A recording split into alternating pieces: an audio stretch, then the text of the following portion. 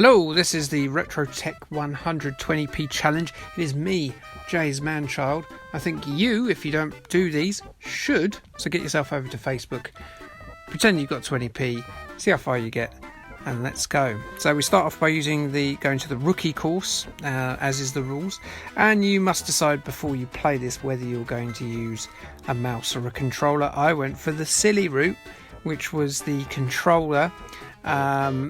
If you do the controller, you will, and I repeat, will have to put the sensitivity down, because otherwise you'll be tearing backwards and forwards across the track like George Michael out for a big bender.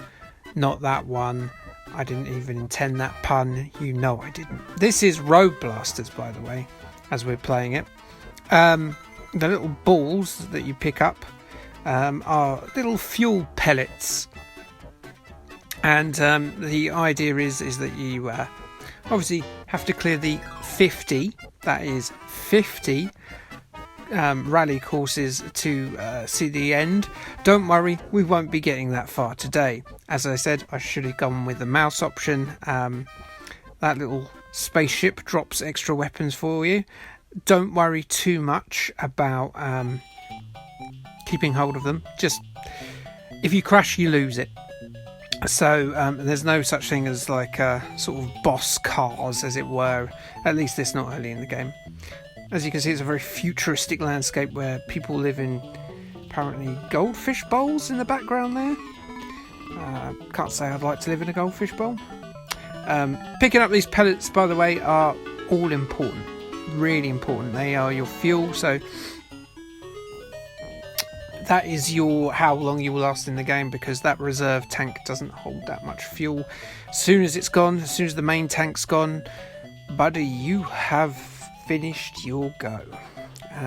But we have 2 credits in there, so I can afford to run out of fuel just the first time. Road Blasters, playing this, it's not a game I was massively familiar with. It's one that I certainly eyed whenever I made a trip to the arcade, or as a conversion on maybe the Spectrum or something. But it came out in 1987, which, when you compare it to what else was out at the time, and we all know what I'm talking about, Outrun, which came out the year before, it doesn't look that visually impressive. It is quite nice to play as soon as you sort out that sensitivity issue. However, I think it's pretty good, and I think I've made this point in some of my earlier top games of the year, so like back in the 80s videos, that Atari's arcades division, I think, deserves a lot more credit than it gets, because some of the titles they put out there are amongst some of my favourites games of all time. Things like APB, Paperboy, the early Star Wars games, of course. Ramparts, I love Ramparts, it's a great game. There are way more than I've just mentioned there, and they're all terrific. That there is the end of my first credit. But yeah, I think they're pretty good, and I'm surprised this game didn't catch my eye more as a kid, because that car is the most 80s toy looking car ever.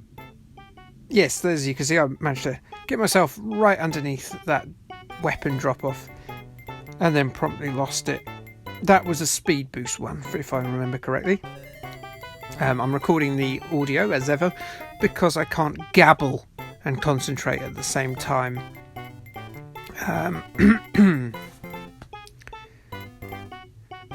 It's got that nice road effect that a lot of 80s games had, where, to emphasise how fast you were going, they'd have the stripes down the side of the road, and I always loved that. And it's good when things like that Horizon game, they bring it back, because it's a nice nostalgic memory. It's good to show that kind of thing. You don't need to do that anymore. There's other ways of representing speed. I think that's pretty cool. I slow down a lot when I'm playing this to pick up those balls because they are the most important part of this game. Sometimes you can shoot car, as you see there, pick up the red one. I think I get it, yep. You don't get much fuel back from those pellets, so it is important to pick up as many as you can. Purple cars, the sedans there, largely invincible, I'm afraid.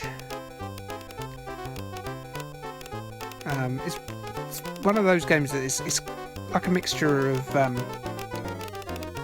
patting your head and rubbing your stomach. You have to think about stuff all the time. That's a nice environment though. That futuristic environment shows that this future isn't entirely dystopian, because we have the green rolling hills and now we're there at dusk. So if the future is like the Road Blasters future, there are still some nice places to live. Just don't drive there, because someone will probably put a bullet right up your Ford Escort. And there you go, that's the end of my go. I end at dusk. I can get out, have a piss down the side of the road, probably walk to that tree first because people will see me in that completely arid terrain there. That is the end.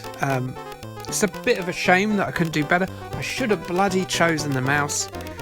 But that's Road Blasters. And as I say, RetroTech 100, get on it.